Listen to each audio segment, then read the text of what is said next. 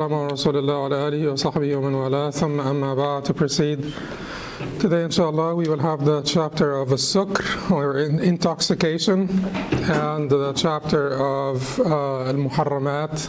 We will finish that off inshallah in the session of fiqh, unmarriageable women, or women that are forbidden to marry, which you can also say men who are forbidden to marry.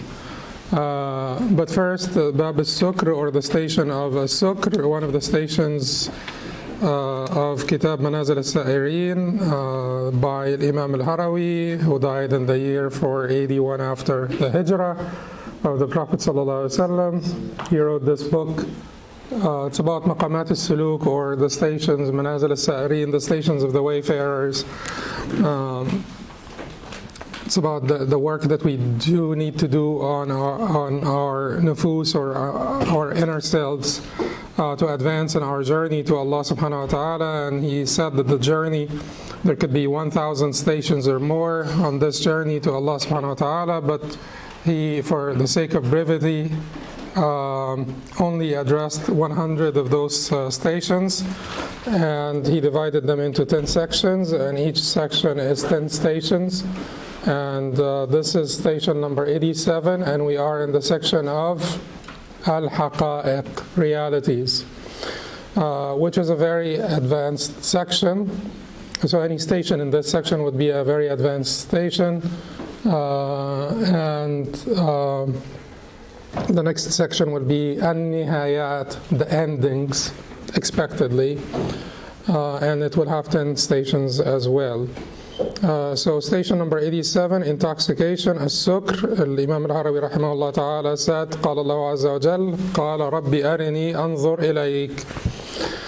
Allah the Almighty said, He said, that's in reference to Musa alayhi salam, my Lord, show me yourself that I may look at you. My Lord, show me yourself that I may look at you. So what's the relevance of this ayah? It may be subtle, but obviously Imam al-Harawi is saying that Musa alayhi salam, when he heard Allah talk to him, he got so excited that he lost sort of discernment, that he now asked to see him. And that is basically because suqut al-tamaluk, because loss of control, loss of self-control. Like, how could you ask to see Allah? But when he heard Allah talk to him, he got so excited that he lost self-control, and he asked to see him. Then the Shaykh said, السكر في هذا الباب اسم يشار به إلى سقوط التمالك في الطرب.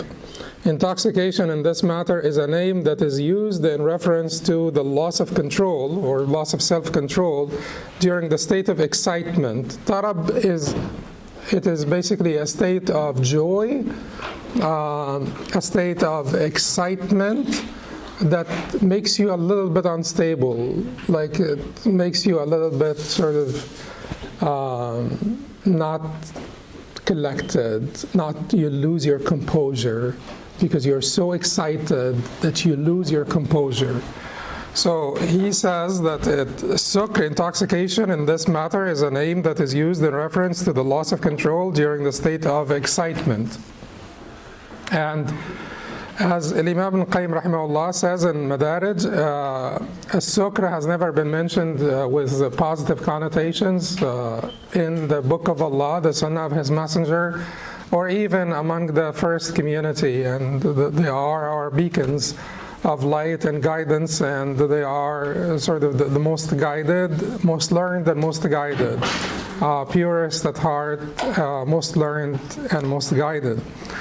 They have never talked about sukr in a positive sense. Sukr had always meant negative connotations, whether it is the physical sukr or it is the mental sukr, psychological sukr, emotional sukr.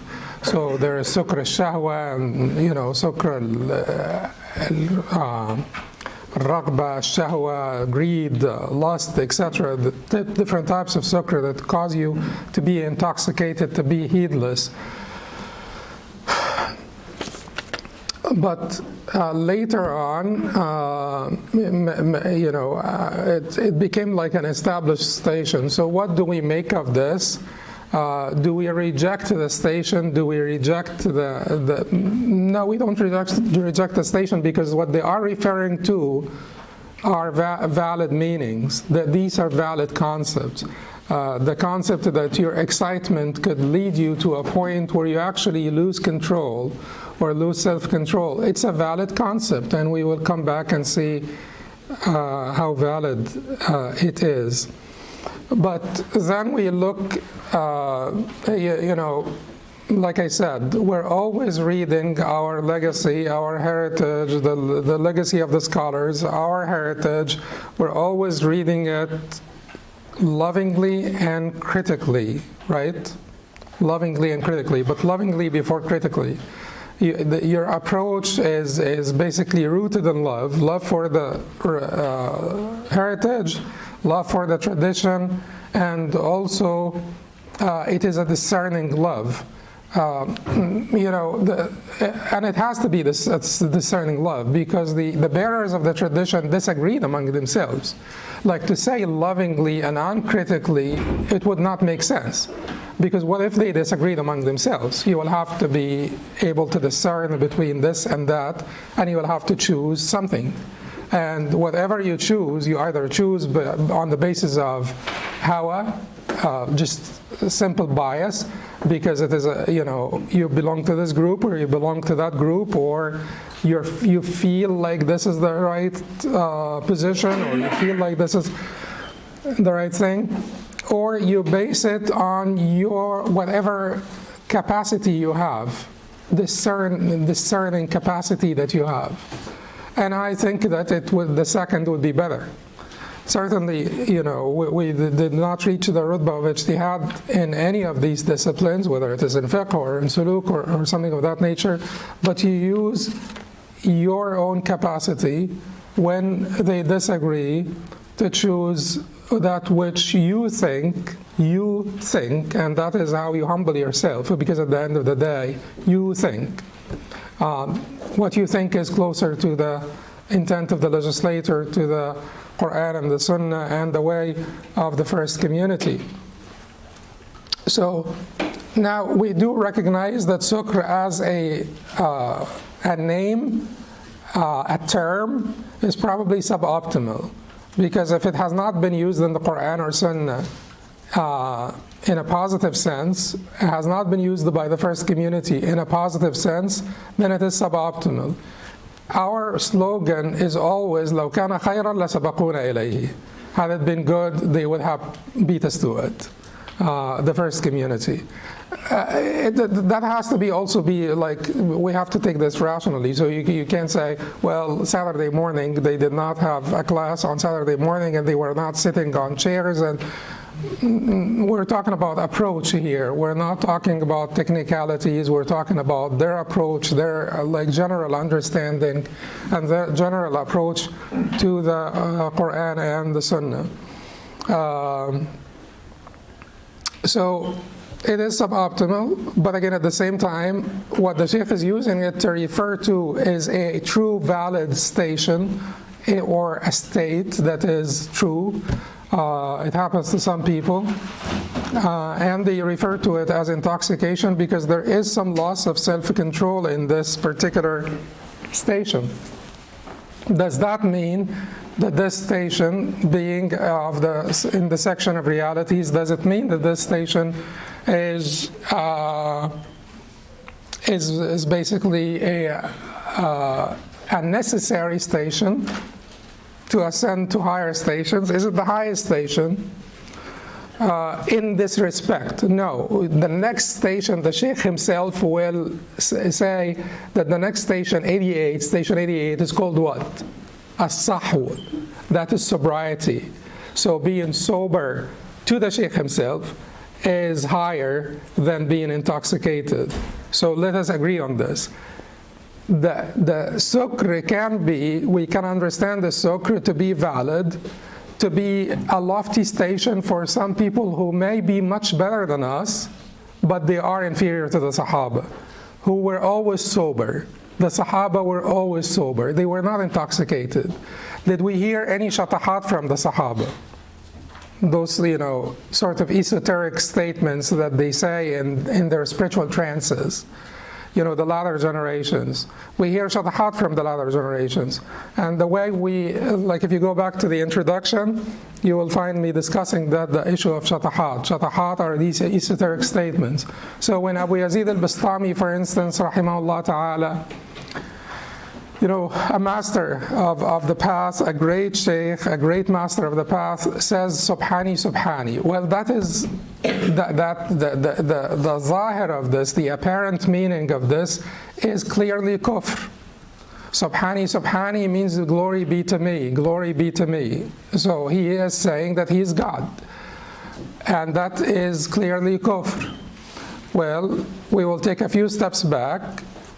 Like Ibn Taymiyyah rahimahullah said, so Shaykh al-Islam said that given that Abu Yazid al-Bastami was generally a great Shaykh, given that Abu Yazid al-Bastami, and he did not say all of this, but he found excuse for Abu Yazid al-Bastami. He excused them. He said that this was in a trance and that he would not be liable for it. What are the conditions? The main conditions are two. One, generally speaking, you are a law-abiding, Sharia-compliant Shaykh. Two, you make those utterances in a trance, and then you recant them, you take them back in your state of sobriety. You don't sit down after you come back from your trance and sit down and write like a treatise on whatever statement or utterance you made and trying to justify it. Once you do this is not a trance. Once you sit down and try to sort of branch off from it and justify it, this is not a trance. And you would not be excusable. But these are the two conditions that they apply to Abi Yazid rahimahullah, they apply to Abi Yazid. Can you apply the same to Ibn Arabi rahimahullah? Well, the problem here is that Ibn Arabi, and I do say rahimahullah, if you were surprised, Ibn Arabi rahimahullah had extensively sort of written on these issues. So you find it hard to justify what he wrote versus a statement by Abi Yazid rahimahullah, who just made a statement and recanted it, and he would recant it when he comes back from the state of sukr. Now, the reason why I say Ibn Arabi rahimahullah is some people say that these statements are matsus, that these writings are matsus. So some of the things that cannot be justified, some of his followers say that they are interpolated into his books, they are fabricated, they are interpolated. Then it is not my business to judge him as a person. This part of his legacy is extremely dangerous. Now, if this is not his, or if he recanted it and he repented, if it is not his matsus, or he recanted or he repented, then he may be one of the greatest awliya. And it is not, I don't wish for any Muslim anything other than Jannah. So that is not my problem. My problem is that these writings are dangerous. I can't justify them as I justify what Abu Yazid said, because Abu Yazid rahimahullah said what he said in a trance, and it is quite obvious that he would recant it, and he would otherwise be Sharia compliant. Do you know that Ibn Taymiyyah rahimahullah used to honor Ibn Arabi a great deal? He used to love Ibn Arabi, honor Ibn Arabi. Ibn Arabi, by the way, is athari in his aqidah, in terms of the names and attributes of Allah subhanahu wa ta'ala. He's many of the mutakallimin, they accuse him of being a Zahiri, and his Zahiri, his literalism, because he was a Zahiri in fiqh, and they say that his literalism in fiqh, basically hurt his understanding of Aqidah, because he continued to be a literalist also in his understanding of Aqidah, and they had wished that he would not. So Ibn Taymiyyah rahimahullah used to honor him until it became clear to Ibn Taymiyyah that he made such statements and or that he had such positions that were irreconcilable with the Quran and Sunnah. By no means are they reconcilable. So, as Ibn Taymiyyah rahimahullah says, certain reports may come to you and cause you to be confident in their truth and their veracity, and then you act upon them, even when it comes to the Quran and Sunnah. Certain reports can come to someone through tawatur, concurrence, and come to someone through singular, chains. So the person who heard those reports through concurrence, he will have certainty in them. The person who heard those reports, the same reports, through singular chains, he may not have certainty in them. So what happened is that for Ibn Taymiyyah rahimahullah, what he heard, what he came to know about Ibn Arabi, just like al-Izz ibn Abd al-Salam, he had, Imam Suyuti says that al-Izz ibn Abd al-Salam recanted his position about Ibn Arabi later in his life.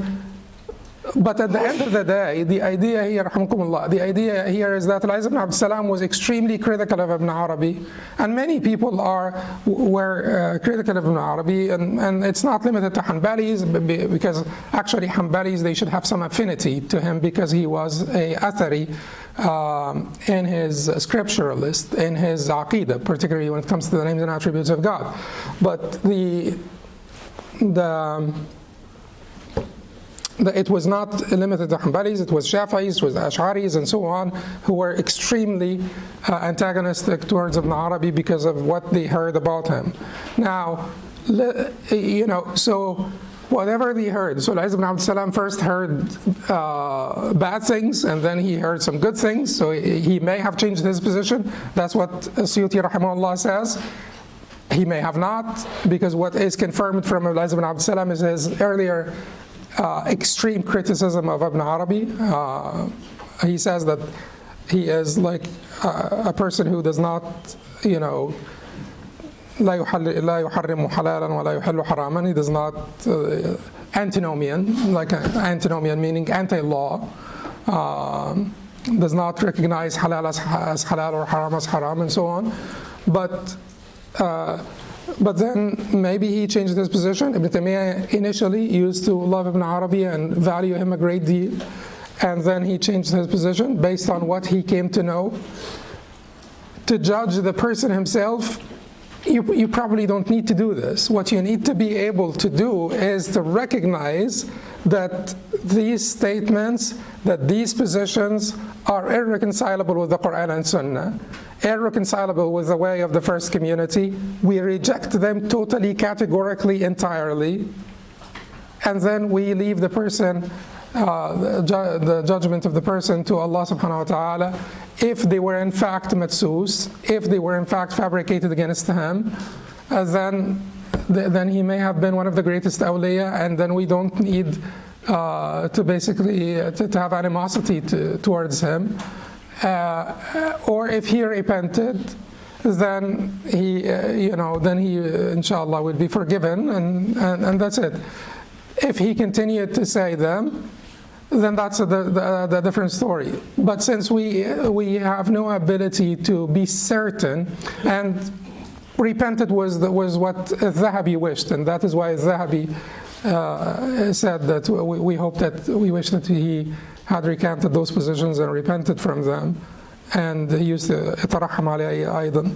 So the idea here is, you do want to be able to recognize what is excusable as a state of sukr, like what Abu Yazid rahimahullah had said, and what goes beyond this. State of sukr is a brief trance you come out of it and you recant what you said, and in general, you would be otherwise orthodox in your and compliant with the Sharia in your beliefs and in your practices, as Shaykh Abu Yazid rahimahullah was. Okay, so السكر في هذا الباب اسم يشار به إلى سقوط التمالك في الطرب. Intoxication in this matter is a name that is used in reference to the loss of control or self-control during the state of excitement. وهذا من مقامات المحبين. It is not the best station. Sahw, sobriety, is the better station. Sahw is the station of the Sahaba, and we seek and we aspire to imitate the Sahaba all the time. Because they were the best of this nation. He says then, وهذا من مقامات المحبين خاصة فإن عيون الفناء لا تقبله ومنازل العلم لا تبلغه. It is of the stations of the lovers in particular, because the certainties of fana, self-annihilation, don't accept it, and the stations of knowledge don't reach it. So عيون الفناء لا تقبله, here Ayun means the eyes. It means here the certainties, the true realities, the inner core, sort of. So al-fana that does not accept sukr. Is it understandable? Because fana is self-annihilation. You don't perceive yourself to perceive excitement. You vanish perceptually, not ontologically, perceptually. That is fana al-shuhud. That's the Sunni fana. You vanish perceptually. So if you're not perceiving yourself, how could you be excited if you don't have perception of the self? So he said, فَإِنَّ عُيُونَ الْفَنَاءِ لَا تَقْبَلُ وَمَنَازِلَ الْعِلْمِ لَا تَبْلُغُهُ, and the stations of knowledge don't reach it. وَمَنَازِلَ الْعِلْمِ لَا تَبْلُغُهُ, and the stations of knowledge do not reach it. The stations of knowledge don't reach it because, why? That is not criticism of knowledge. He is not trying to disparage knowledge, because he does not.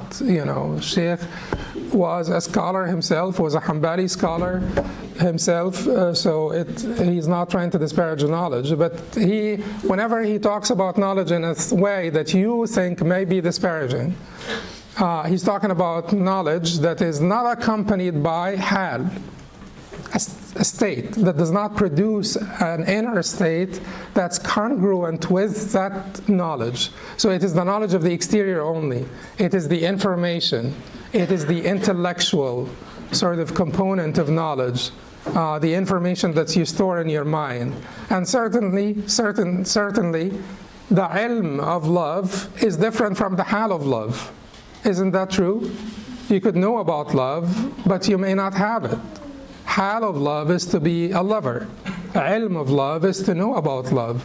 You could sit down and read like so many chapters. You could talk about love, like the best preacher ever. You could talk about love like Ibn al-Jawzi, for instance. And you would have none of it, because to talk is completely different from walking your talk, or having the hal that is congruent with this talk. So, and the stations of knowledge do not reach it. There are three signs, or you could say that it doesn't have to be like a hypocrite. It could be a person of knowledge, but he does not have the appropriate hal to reach the level of sukr, or intoxication. Then the Shaykh said, وَلِلسُّكْرِ ثَلَاثُ عَلَامَاتٍ, there are three signs for intoxication. The first, الضيق عن الاشتغال بالخبر والتعظيم قائم. الضيق عن الاشتغال بالخبر والتعظيم قائم. There are three signs of her intoxication. One, aversion to occupation with reports. Occupation, اشتغال بالخبر, occupation with reports, and transmitted reports, scriptural reports that are transmitted. So الضيق عن الاشتغال بالخبر, aversion to occupation with reports, والتعظيم قائم, with perfect veneration.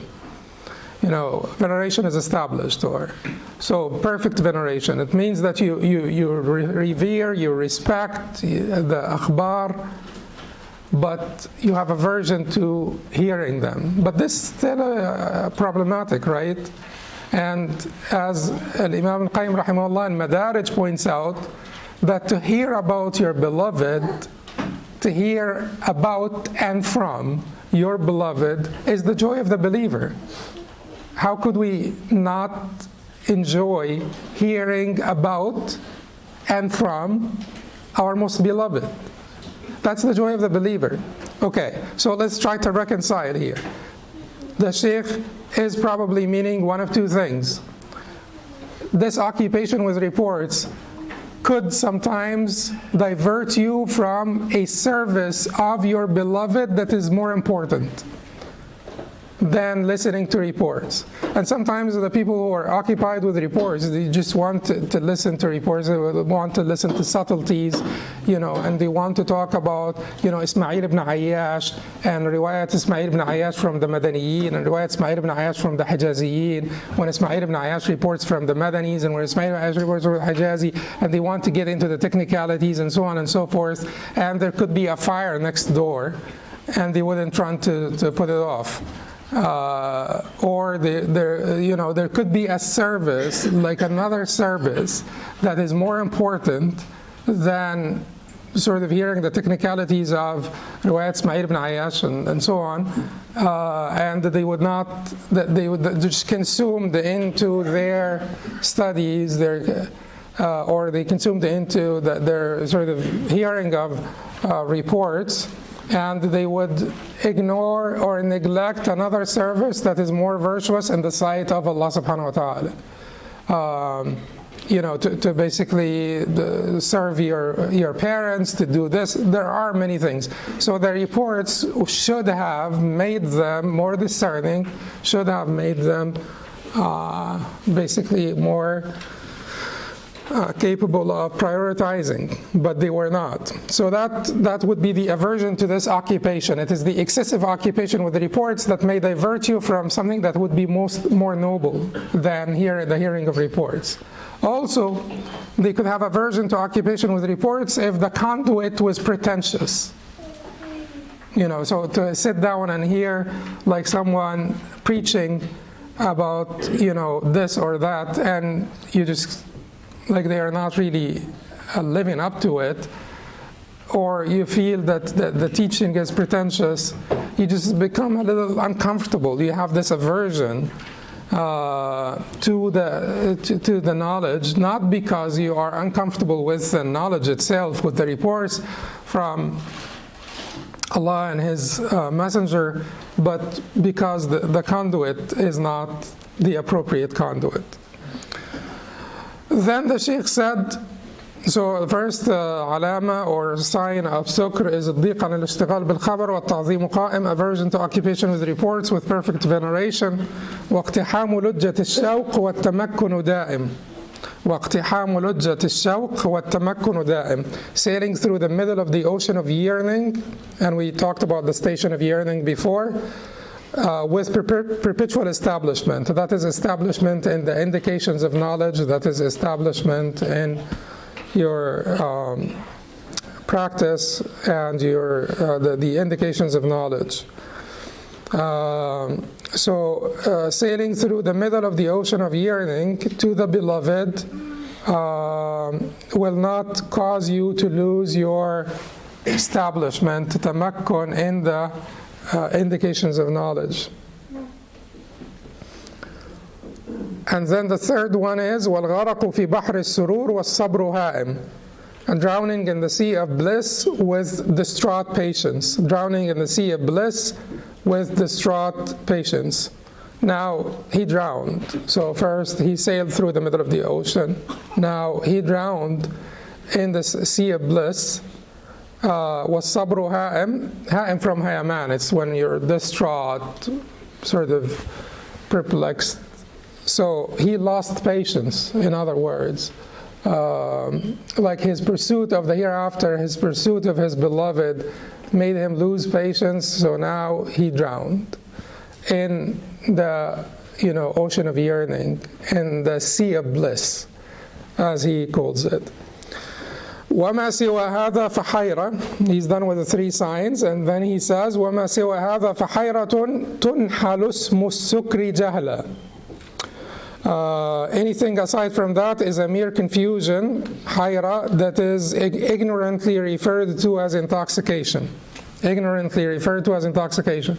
So sukr, don't pretend to be sakran, because you're probably not there in any of these stations. So not anyone who's just confused or perplexed, or anyone who's lost discernment is sakran. This is a very high station, that when you lose the tamakkun, you don't even need to cross this station to get to the higher station of sahw, or sobriety, which is the station of sahaba. So, but the problem is, and that's what gave a bad name to Sufism, is that there are so many claimants, so many ad'iya, so many claimants that just corrupted it's not a discipline like a scientific discipline, but the whole sort of image, because there were so many claimants that added so much, and that cultish following of one Shaykh is just like an amazing thing. It keeps on hurting people day after day. When you say to the masses, you should be like a dead person in the hands of your Shaykh, who's your washer. You are like a dead person in the hands of the Shaykh. And then we keep on talking about good Shaykhs and bad Shaykhs. So if you realize that there are bad Shaykhs, why are you basically sacrificing legions of Muslims so that they can discover after 10 years or 15 years of their life that there was a bad Shaykh that exploited them, that hurt them? Whoever said of did the Prophet or the Sahaba or the Tabi'een ever say that you should be to your Shaykh like al-mayyit bayna yaday mughassila, like a dead person in the hands of the washer? None of them said that. Whoever said that you have to take one Shaykh and you don't listen to anyone? None of them said that. Did they do it? None of them did. They were obviously open to al-hikmah wherever it comes from. Yes, they had a main Shaykh. Many of them had a main Shaykh, that is for sure, but it was not an exclusive thing.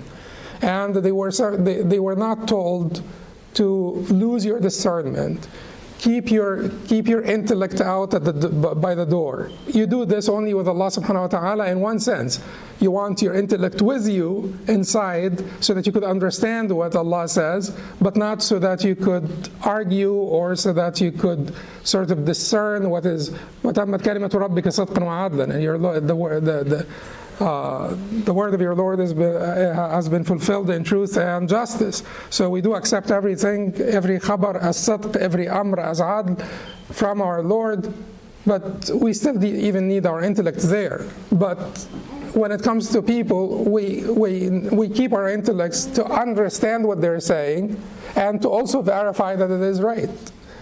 It is also to verify that they are right. Yes, so it is. So because there are many claimants that corrupted the image of the past, then we had these problems, and we had the people who were excessive in rejecting everything, and the people who continued because they have seen the good in the past, they continued to commit to everything, even some of the statements and some of the practices that are not traceable to the first community. And that is the dilemma that we live in. So the only way that we enjoy benefiting and the only way that we can benefit from the masters of the past is to examine everything lovingly and critically. And that's the proper way. Anyway, so it is not about confusion. It is not about acting insane, because that used to be like people who grew up in Muslim countries. You find a lot of people that were just like typically sort of, they truly have a mental disorder. And then you find the people thinking that they are in a trance, like a prolonged trance, and they are awliya, and so on and so forth. And for those people who truly have mental disorder, the more confused they are, the more weird, awkward the content of their thought is. They become more venerated and sort of more respected because they're really deep in sukr. They're really deep intoxication. And that destroys the deen, because then we have no sort of parameters to go by. So the Shaykh says anything aside from that is a mere confusion that is ignorantly referred to as intoxication. أو هيمانا يسمى باسمه جورا. حيرة تنحل اسم السكر جهلا أو هيمانا يسمى باسمه جورا. Or mystification that is unjustifiably given its name. He considers mystification a lower station, but sukr to him is a higher station. وما سوى ذلك فكله يناقض البصائر كسكر الحرص وسكر الجهل وسكر الشهوة. Anything aside from that is inconsistent with true insight, such as the intoxication of greed, the intoxication of ignorance, and the intoxication of lust. Anything aside from that is inconsistent with true insight, such as the intoxication of greed, the intoxication of ignorance, and the intoxication of lust or desires, vain desires. And the intoxication of greed could even be greed for spiritual fulfillment. You know, sometimes people want to reach a level, sort of, they're looking for spiritual fulfillment or even a spiritual supremacy. And that is greed for something, that is greed for the dunya, by the way. It is not the pleasure of Allah that is intended. They want to have karamat, they want to have trances, they want to have those feelings. It's just like they want to have them in this dunya, to enjoy them in this dunya. That is part of the dunya. It is not that they want ultimately the pleasure of Allah and the pleasure of Allah alone. But they want, and then some people, can pray in the night prayers like for a month, and then they would be waiting for al-waridat now, the spiritual imports, okay, now send me something. And those people can actually be, they can be يفتنوا يعني they can become misguided, or they can lose hope, or they can become desperate because they feel like, I've been praying the night prayers for 2 months now, and I'm still not getting those waridat that people are talking about. It must not be true. Where is the experiential faith that people are talking about, and the waridat and all of that? That is because in the first place, you were doing this so that you could feel something. You're not doing this to please Allah subhanahu wa ta'ala. You're doing it so that you could have this spiritual fulfillment.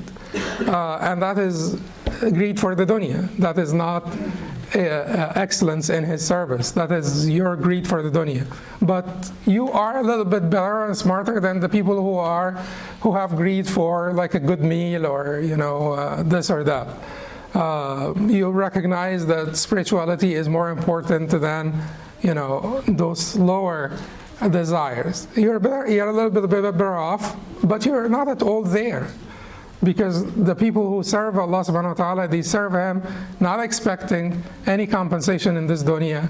They're just seeking His pleasure.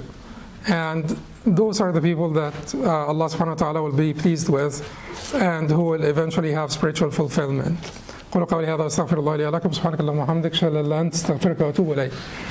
It's good that we finished